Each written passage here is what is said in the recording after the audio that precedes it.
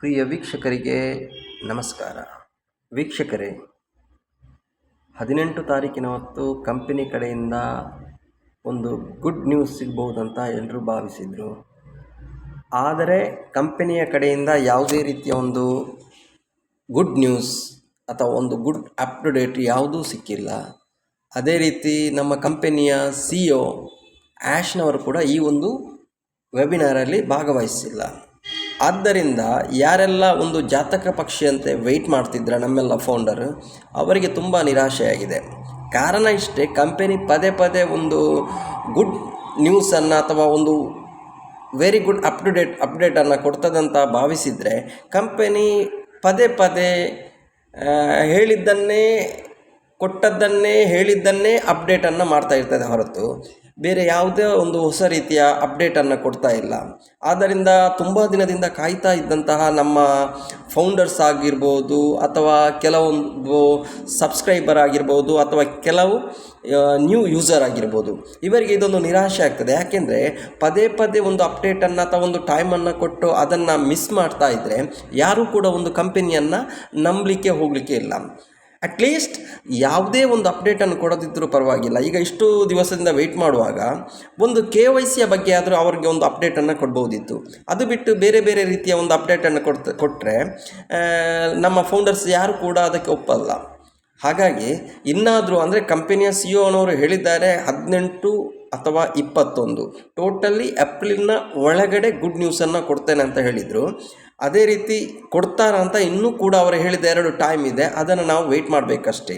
ಯಾಕೆಂದರೆ ನಾವೆಲ್ಲರೂ ಕೂಡ ಎಲ್ಲ ಫೌಂಡ್ರುಗಳು ಕೂಡ ಅಮೌಂಟನ್ನು ಕೊಟ್ಟು ನಾವು ಆನ್ ಪ್ಯಾಸಿವ್ ಕಂಪನಿಯ ಒಳಗಡೆ ಇನ್ನಾಗಿದ್ದೇವೆ. ಹಾಗಾಗಿ ನಮಗೆ ಇನ್ನು ಬೇರೆ ಆಪ್ಷನ್ನೇ ಇಲ್ಲ, ನಾವು ವೆಯ್ಟ್ ಮಾಡಬೇಕು ಅಷ್ಟೇ. ಇಲ್ಲದಿದ್ದರೆ ನಾವು ಕೊಟ್ಟ ಅಮೌಂಟನ್ನು ನಾವು ಯಾರ ಹತ್ರ ರಿಟರ್ನ್ ಪಡ್ಕೊಳ್ಬೋದು. ರಿಟರ್ನ್ ಪಡೆಯುವುದು ಹೇಗೆ, ಅದು ಕೂಡ ಸಿಗಲ್ಲ.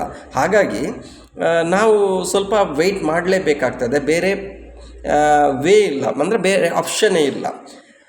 ಇನ್ನೊಂದು ಏನಂದರೆ, ಕಂಪನಿಯ ಬಗ್ಗೆ ನಾವು ಯಾವುದೇ ಕಾರಣಕ್ಕೂ ನೆಗೆಟಿವ್ ಆಗಿ ಮಾತಾಡೋ ಅವಶ್ಯಕತೆ ಇಲ್ಲ. ಕಂಪನಿ 100% ನಾವೆಲ್ಲ ಅದನ್ನು ನಂಬೋದು. ಅಂದರೆ ಅದೊಂದು ಫ್ರಾಡ್ ಕಂಪನಿ ಅಂತ ಹೇಳಲಿಕ್ಕೆ ಆಗಲ್ಲ. ಖಂಡಿತವಾಗಿ ಅದೊಂದು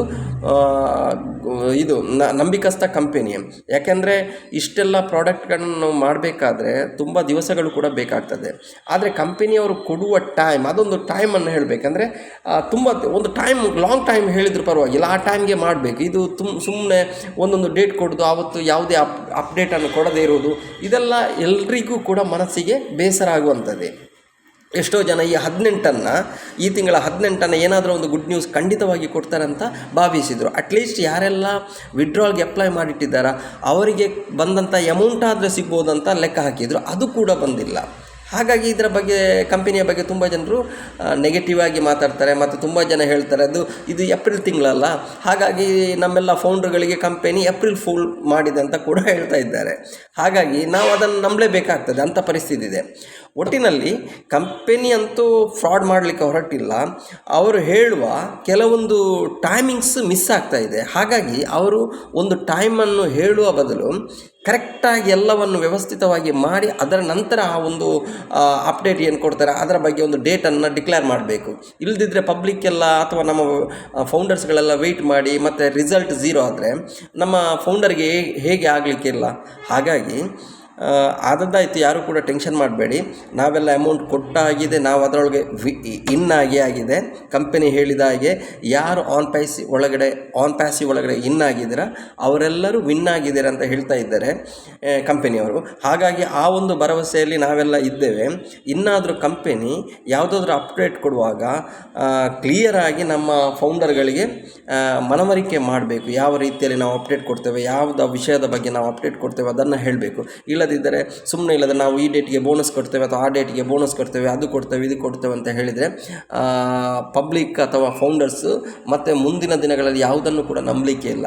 ಹಾಗಾಗಿ ನಮ್ಮ ಹೊಸ ಕಂಪನಿ ಆನ್ ಪ್ಯಾಸಿವ್ ಈಗ ಪ್ರಾರಂಭ ಆಗಿ 5 ವರ್ಷ ಆಗ್ತಾ ಬಂತು. ಈಗಾಗಲೇ ಜನರು ಅದರ ಬಗ್ಗೆ ನೆಗೆಟಿವ್ ಆಗಿ ಮಾತಾಡ್ತಾ ಹೋದರೆ ಮುಂದಿನ ದಿನಗಳಲ್ಲಿ ಕಂಪನಿಗೂ ಕೂಡ ತುಂಬ ಕಷ್ಟ ಆಗಲಿದೆ. ಯಾಕೆಂದರೆ ಫೌಂಡರ್ಗಳೇ ಒಂದು ಕಂಪನಿಯನ್ನು ನಂಬಲಿಕ್ಕೆ ಹೋಗೋದಿದ್ದಾರೆ. ಅವರು ಯಾವ ರೀತಿಯಿಂದ ಯೂಸರನ್ನು ನಮ್ಮ ಕಂಪನಿ ಒಳಗಡೆ ತರ್ತಾರೆ.